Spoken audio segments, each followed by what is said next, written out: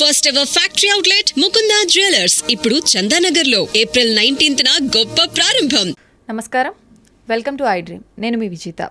ప్రస్తుతం మనతో పాటు ఉన్నారు ఇస్కాన్ టెంపుల్ నుంచి ప్రణవానంద ప్రభుజీ గారు. ప్రభుజీ ఎప్పుడు మనతో మాట్లాడినా కూడా ఎన్నో మంచి మంచి విషయాలను, కృష్ణుడికి సంబంధించిన విషయాల గురించి అయితే ఏంటి, కృష్ణ లీలల గురించి అయితే ఏంటి, ఆధ్యాత్మిక మార్గంలో మనం వెళుతున్నప్పుడు ఎటువంటి నియమాలు పాటించాల్సి ఉంటుంది, అసలు ఆధ్యాత్మిక మార్గంలో ఎందుకు వెళ్లాల్సి ఉంటుంది, ఇలాంటి ఆసక్తికర విషయాలన్నింటినీ మనకు తెలియజేస్తూనే ఉంటారు.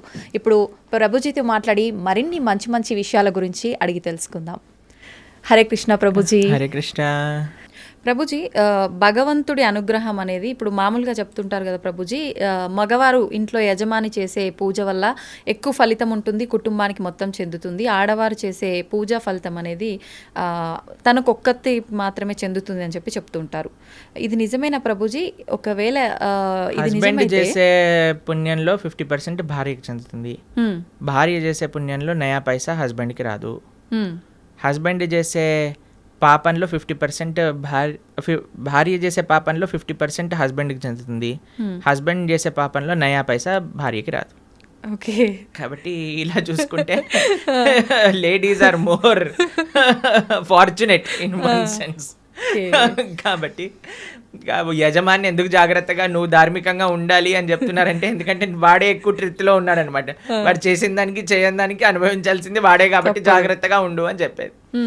కాబట్టి మనం ఆరాధన అంటే ఏదో ఇప్పుడు చాలా మంది ఆడవాళ్ళు పూజ చేయాలి, మగవాళ్ళు పూజ చేయకూడదు, మగవాడేమో కాఫీ తాగుతూ పేపర్ చదువుతూ కూర్చుంటాడు అనమాట. అది కాదండి. ఫస్ట్ మగవాడి బాధ్యత. మీకు విషయం చెప్పాలా, వైదిక ధర్మంలో వంట కూడా మగవాళ్ళే చేసేవాళ్ళు, ఆరాధన కూడా మగవాళ్ళే చేసేవాళ్ళు. మీకు విషయం చెప్తాను, కొన్ని సంవత్సరాల క్రితం కానీ మనం వెళితే చరిత్రలో బయట ఇల్లు ఊడ్చి తూడ్చి ముగ్గులేయటం కూడా మగవాళ్ళే చేసేవాళ్ళు. మరి ఇప్పుడు ఎందుకు లేదు ప్రభుజీ ఆచారం? మీరు ఉంటే బాగుండేది కదా. కానీ ఇట్ ఈస్ నాట్ ఆడవాళ్ళ పని పూజ అనే నోషన్ ఫస్ట్ పోవాలి. ఆరాధన అంటే అయితే మగవాడే చేయాలా? కాదు, అందరు కలిసి ఆరాధన చేయాలి. ఎలా అందరూ కలిసి ఆరాధన చేస్తారు అని అంటే, ఎవరైతే ఇంటి యజమాని ఉన్నారో ఆయన భగవంతుడి యొక్క ఆరాధన చేస్తూ ఉంటారు.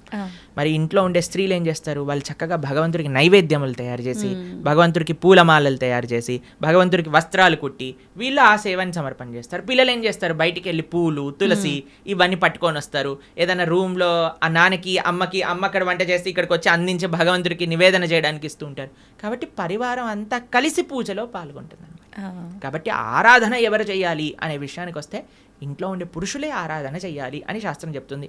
అలానే పురుషులు ఒక్కడి ఆరాధన చేసేసి ఇంకా భార్య ఏం చేయాల్సిన అవసరం లేదా అంటే, అందరు కలిసి ఆరాధన. ఒక్కొక్కరికి ఒక్కొక్క బాధ్యత. ఒకళ్ళు నైవేద్యం తయారు చేయటం, ఒక పూలమాలలు తయారు చేయటం, చందనం తీయటం, పూలు తేవటం, పుష్పాలు చేయటం, తులసి పదాలు చేయటం, లాస్ట్కి సమర్పణ చేసుకోవటం. అందరు కలిసి చేస్తే అది ఆరాధన అవుతుంది.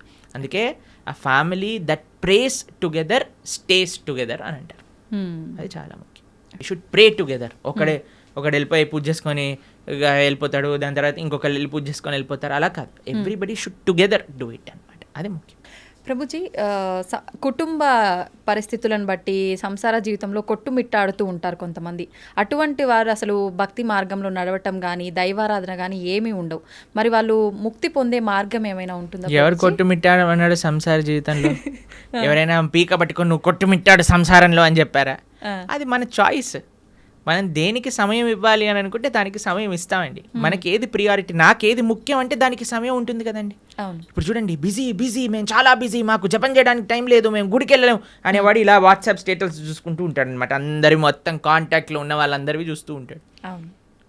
మరి వాట్సాప్ స్టేటస్ చూడడానికి ఉన్నాయి, ఫ్యామిలీ గ్రూప్లో వచ్చే అక్కర్లేని చెత్త వీడియోలన్నీ చూడడానికి టైం ఉన్నాయి, కానీ ఒక 10 నిమిషాలు కూర్చొని నామ జపం చేయడానికి టైం లేదంటారు. కాబట్టి ఇది జస్ట్ అన్ ఎక్స్క్యూజ్.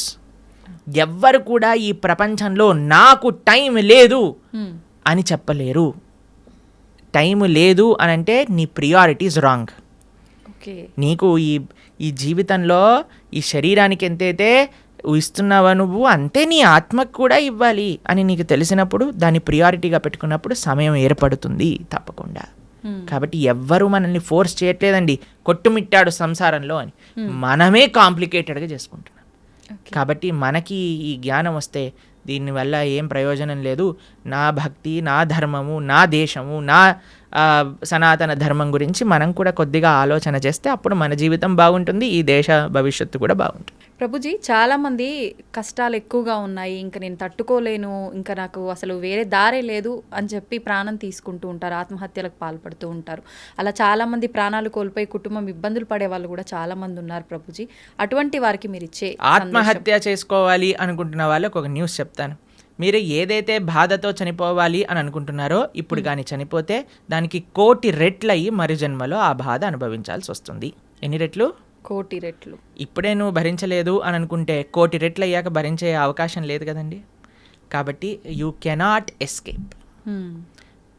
ఆత్మహత్య మహాపాతకం. ఎటువంటి పాతకము అని అంటే దానికి ఎటువంటి ఇంకా ఏం చేయలేమన్నమాట. అది మహాపాతకంలో మహాపాతకం. అటువంటి వాడు నరకంలో చాలా ఘోరమైన పరిస్థితులు అనుభవించాల్సి వస్తుంది. మరజన్మలో ఎత్తినప్పుడు 1,00,00,000,000 రెట్లు ఎక్కువ బాధ ఆ జీవుడికి అదే పరిస్థితిలో వస్తుంది అనమాట. కాబట్టి తస్మాత్ జాగ్రత్త. ఇప్పుడు చూడండి, ఎవరైనా తాళం చేయి తయారు చేశారంటే దానికి తాళం తయారు చేశారంటే తాళం చేయి లేకుండా తయారు చేయరు కదండి. అలాంటి తాళం ఎక్కడైనా చూసారా? మన ప్రతి ప్రాబ్లంకి సొల్యూషన్ ఉంటుంది, ఓపికతో ఎతకాలంతే. కాబట్టి ఐ అండర్స్టాండ్ చాలామంది కాంప్లికేటెడ్ సిచ్యువేషన్స్లో ఉంటారు, కానీ మీరు ధైర్యంగా భగవంతుడి పైన నమ్మకంతో మీరు ప్రయత్నం చేయండి. ఎటువంటి సిచ్యువేషన్ దీనికి సొల్యూషన్ లేదు ఇంకా అనేది ప్రపంచంలో భగవంతుడు తయారు చేయలేదు. మీరు ధైర్యంతో ఉండండి, భగవంతుడు మీతో ఉన్నాడు, మంచి జరుగుతుంది. ఎప్పుడు కూడా ఆత్మహత్య లాంటి విపరీత డిసిజన్స్ మాత్రం తీసుకోకండి.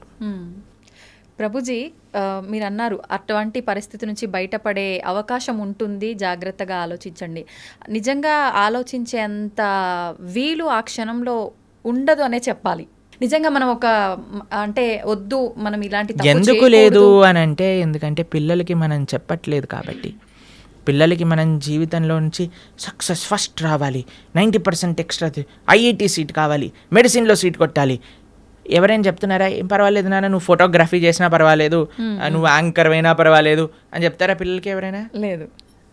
చదువు పైన, లేదా మీరు బ్రహ్మచారి అయినా పర్వాలేదు, నువ్వు సన్యాసి అయినా పర్వాలేదు, నువ్వు ఏదైనా పర్వాలేదు, గొప్పవాడు వాళ్ళు ఆనందంగా ఉండాలని చెప్తారా?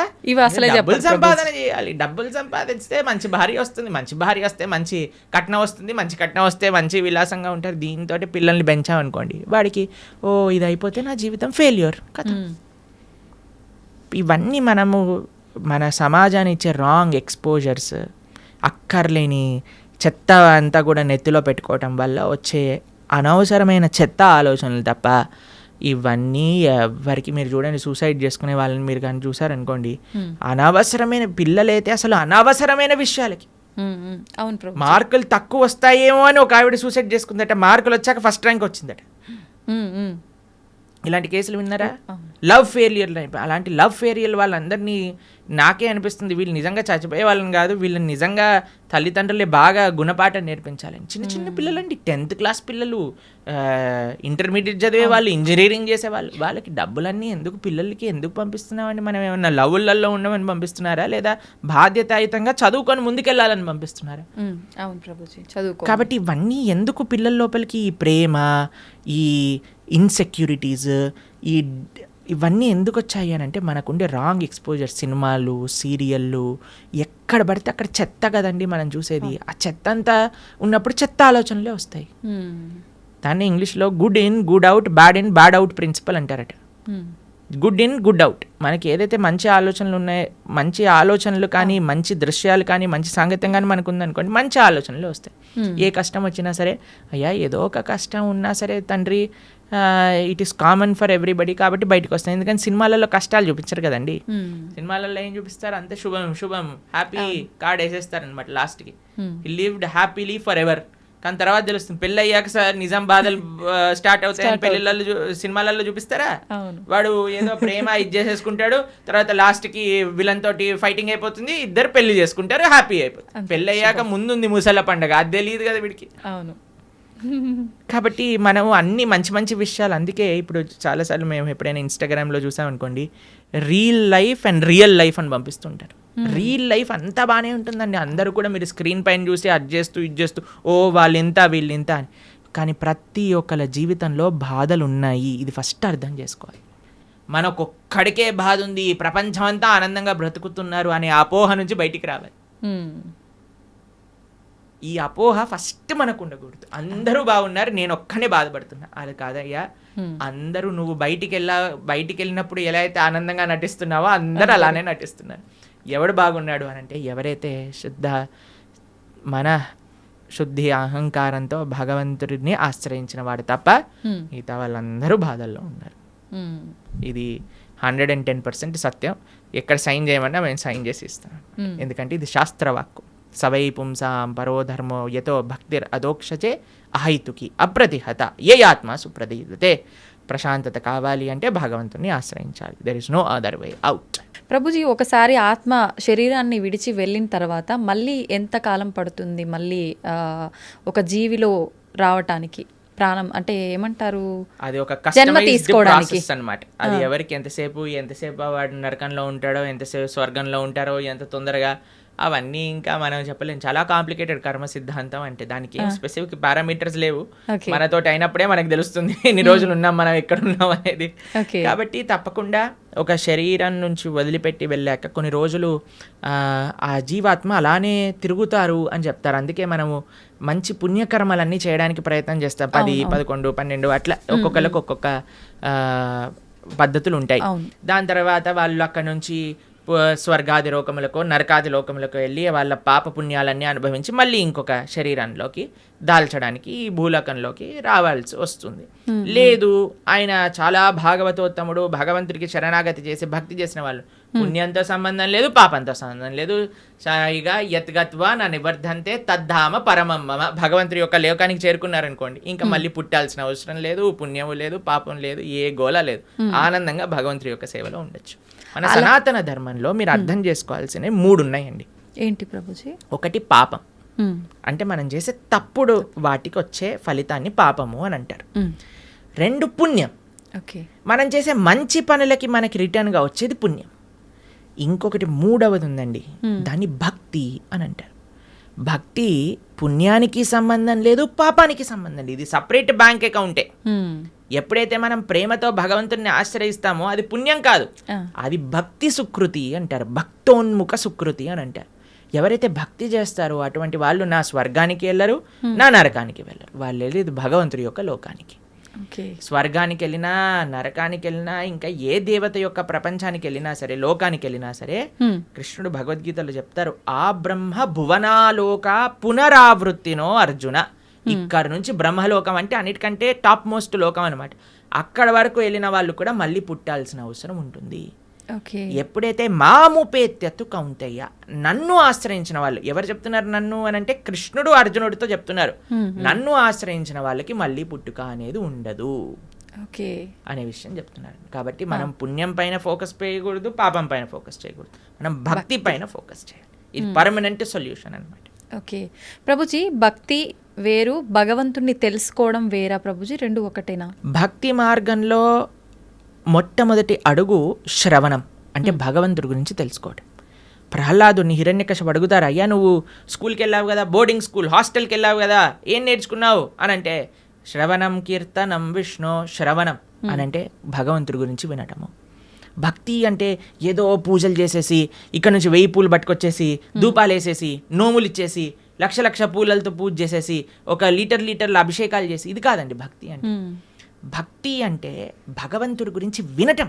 ఇది ఎవరు చెప్తున్నారు? పరమభక్తుడైన ప్రహ్లాదుడు చెప్తున్నాడు. ఫస్ట్ ప్రాసెస్ ఏంటి? శ్రవణం, భగవంతుడి గురించి వినటం. ఏం వినాలి? గీత, భాగవత, రామాయణ అసలు అన్నీ ఏదైతే భగవంతుడి గురించి చెప్తారో వాటిని వినాలి. శ్రవణం, కీర్తనం, దాని తర్వాత మనం చేయాల్సింది జపం. చూడండి ఆయన ఏం ప్రాసెస్లో చెప్తున్నారు, ప్రియారిటీ వైజ్ చెప్తున్నారు అనమాట. శ్రవణం, కీర్తనం, విష్ణో. ఎవరికి చేయాలి ఇది? భగవంతుడైన నారాయణుడు విష్ణువుకి చేయాలి. శ్రవణం, కీర్తనం, విష్ణు, స్మరణం, పాద సేవనం. స్మరిస్తూ ఉండాలి. మనం విన్నది స్మరిస్తూ ఉంటే అప్పుడు మనకి భగవంతుడి పట్ల ప్రేమ పెరుగుతుంది. అప్పుడు మనం భగవంతుడి యొక్క ఆరాధన చేసామనుకోండి, ప్రేమతో ఆరాధన చేయగలుగుతాం. లేకపోతే ఎప్పుడు మనసులో ఈ కోరిక గుర్తొచ్చినంత భగవంతుడు గుర్తురాడు. నిజమే ప్రభుజీ. ఎప్పుడైతే మనం శ్రవణం కీర్తనం భగవంతుడి గురించి వింటామో, భగవంతుడి యొక్క నామాన్ని జపం చేస్తామో, అప్పుడు మనం ఆరాధన చేసేటప్పుడు మన మనసు భగవంతుడి పైన ఉంటుంది. కాబట్టి అందరు కూడా ఫస్ట్ వ్రతాలు, నోములు, పూజలు చేసేయడానికి పరిగెత్తుతూ ఉంటారు. కానీ దాటికంటే ఫస్ట్ ఇనీషియల్ స్టెప్స్ ఏంటి అని అంటే, ఇప్పుడు చూడండి, ఒక ఫస్ట్ ఫ్లోర్కి ఎక్కెళ్ళాలి అని అంటే మనం లాంగ్ జంప్ చేసేసి ఎక్కిస్తామా? ఒకసారి దూకామనుకోండి, ఆయనతో కాళ్ళు చేతులు విడిగిపోతాయి, అంతే. మెల్లమెల్లగా ఎక్కామనుకోండి, కరెక్ట్ పాత్లో మనం వెళ్తూ ఉండొచ్చు అనమాట. అందుకే ఫస్ట్ స్టెప్ ఏంటంటే భగవంతుడి గురించి వినండి, భగవంతుడి గురించి వినండి, భగవంతుడు గురించి స్మరించండి, భాగవత రామాయణాదులు ఏం చెప్పారో తెలుసుకోండి అని. అందుకే ఇన్ని గంటలు మనం యూట్యూబ్లలో వీటిలలో చెప్పేది ఎందుకు అని అంటే, జనాలు వినడానికి. వింటే వాళ్ళకి భగవంతుడి గురించి తెలిస్తే మంచి భక్తి మార్గంలో ముందుకెళ్తే అది జీవుడి యొక్క పరమశ్రేయస్సుకి కారణం అవుతుంది. ఓకే ప్రభుజీ, ఒక మంచి భక్తుడిగా ఉండాలి అంటే ఫస్ట్ చేయాల్సింది మీరు చెప్పినట్టుగా భగవంతుడి గురించి వినడమే అంటారా? కరెక్ట్. శ్రవణం కీర్తనం ఫస్ట్ ప్రాసెస్ ఏంటి అంటే శ్రవణం. మనం వినడానికి ప్రయత్నం చేయాలి. ఎవరి నుంచి వినడానికి ప్రయత్నం చేయాలి? ఎవరైతే శాస్త్ర అధ్యయనం చేసిన మంచి భక్తులు ఉన్నారు. ఇప్పుడు చూడండి, మార్కెట్లో ఎవరు పడితే వాళ్ళు చెప్పడానికి రెడీ అయిపోయారు. ఇది ఇలా చెయ్యి, ఆ చిట్కా ఇలా చెయ్యి, ఈ పరిష్కారం ఇలా చెయ్యి. అసలైతే అసలు ఆశ్చర్యం అనిపిస్తుంది అంటే, కొన్నిసార్లు మాకు వీడియోలు పంపిస్తే అసలు ఇలాంటి వ్యక్తుల్ని ఎలా వినగలుగుతున్నారు జనాలు అని అనిపించేటట్టుగా ఆశ్చర్యపడిపోతాం అనమాట. ఎందుకంటే భాగవత మన శాస్త్రాలు చెప్పే విషయం వేరు, వీళ్ళు చెప్పే విషయాలు వేరు. ఒకడు తలపైన చేయబెడతానంటాడు, ఒకడు ఇంకొక మాయ చేస్తానంటాడు, ఇంకొకడు మ్యాజిక్ చేస్తానంటాడు. మాయలు మ్యాజిక్ కావాలంటే మీరు మ్యాజిక్ షోకి వెళ్ళండి కదా, దేవుడి దగ్గరికి ఎందుకు రావాలి? ఆధ్యాత్మిక గురువు మాయలు, మ్యాజిక్లు, తంత్రాలు, యంత్రాలు, తలపైన చేయబెట్టాలు అవన్నీ చేయరండి. ఆధ్యాత్మిక గురువు ఎప్పుడైనా సరే, మీరు ఏ శాస్త్రంలో చూసినా ఎవరైనా సరే మీరు చూడండి, మన జ్ఞానము వేరే వ్యక్తులకి గురువు ఎప్పుడు కూడా శ్రవణం ద్వారానే పంపిస్తారు. రామ లక్ష్మణులు కూడా విశ్వామిత్రుల దగ్గర నుంచి శ్రవణం చేసి జ్ఞానాన్ని సంపాదన చేసుకున్నారు. కృష్ణుడు సాందీపముని దగ్గర నుంచి శ్రవణం చేసుకొని జ్ఞానాన్ని విన్నారు. అర్జునుడు కృష్ణుడి దగ్గర నుంచి శ్రవణం చేశారా? కృష్ణుడు వచ్చి చేయబెట్టాడు అర్జునుడి పైన శ్రవణం. కాబట్టి భగవంతుడిచ్చిన మార్గము శ్రవణం. మన జ్ఞాన సముపార్జన చేయాలి. మనకి ఏదో అయిపోవాలని మన ధర్మంలో కొంతమంది మనల్ని మోసం చేసే, ఇప్పుడు చూడండి, ఎవరికైతే మోసపోవాలని ఉంటుందో వాళ్ళని మోసం చేసే వాళ్ళు రెడీగా ఉంటారు మార్కెట్లో. మన ధర్మంలో మోసాలు చేసేవాళ్ళు తక్కువ అని మనం చెప్పడానికి వీలు లేదు, ఉన్నారు. ఎందుకంటే మనకి ఆ మోసపోయే ప్రవృత్తి ఉన్నది కాబట్టి. ఇది కాకుండా ఇతర మతాల వాళ్ళైతే ఇంకా పీక్స్కి వెళ్ళిపోయారనమాట. వాళ్ళు చేసే మోసాలు కానీ, వాళ్ళు చేసే యాక్టింగ్లు కానీ, వాళ్ళు చేయించే డ్రామాలు కానీ చూస్తే అసలు ఎందుకు ఇంతమంది అక్కడ ఉంటున్నారంటే, అసలు మీరు చూడండి, మేము ఆ వీడియో చూసినప్పుడు మాకు పంపిస్తుంటారనమాట జనాలు, ఇలా ఇలా ఇలా ఇలా వీళ్ళు చేస్తున్నారు ప్రభుజీ, పాస్టర్లు వీళ్ళు అని చూస్తున్నప్పుడు అయితే మాకు అనిపిస్తుంది, ఎవడైనా బుర్రున్నవాడు అసలు ఈ సభకి వెళ్తాడా? అసలు వీక్షిస్తాడా? వేలాది మంది అక్కడ కూర్చొని వీక్షిస్తున్నారు అంటే వీళ్ళందరూ మోసపోవడానికి రెడీగా ఉన్న వాళ్ళనే కాబట్టే కదండి మోసం చేస్తుంది. వాడు ఇంటికి వెళ్ళాక అనుకుంటాడు, అసలు వీళ్ళు ఎంత మూర్ఖులు, అసలు ఎలాంటి వ్యక్తులు వీళ్ళు, నేను చేసే యాక్టింగ్లకి చప్పట్లు కొట్టటాలు, అరవటాలు, ఇలాంటి వాళ్ళు ఉన్నంత వరకు మోసాలు ఆపలేమండి. మన లోపల ఒక జాగరూకం కావాలి. నేను శాస్త్రాన్ని నమ్ముతా, భగవంతుడి యొక్క తత్వాన్ని అధ్యయనం చేస్తా, కానీ మ్యాజిక్ల వల్ల, ఏమంటాం, మీరు చేతులు పెట్టటాల వల్ల, ఏవో సృష్టించటం వల్ల, ఏదో మన జీవితంలో ఏదో మంచి జరిగిపోవటం వల్ల, దానివల్ల ఏది వచ్చే ప్రయోజనం లేదండి. ఈరోజు మంచి జరుగుతుంది, రేపేం జరుగుతుంది? జీవుడి యొక్క పరమశ్రేయస్సు భగవంతుడి గురించి తెలుసుకోవటం. మనందుకే మేము ఎక్కడికి వెళ్ళినా మొత్తుకునేది ఒకటే విషయం, ఇవన్నీ ఒక ట్రాప్లో పడకండి.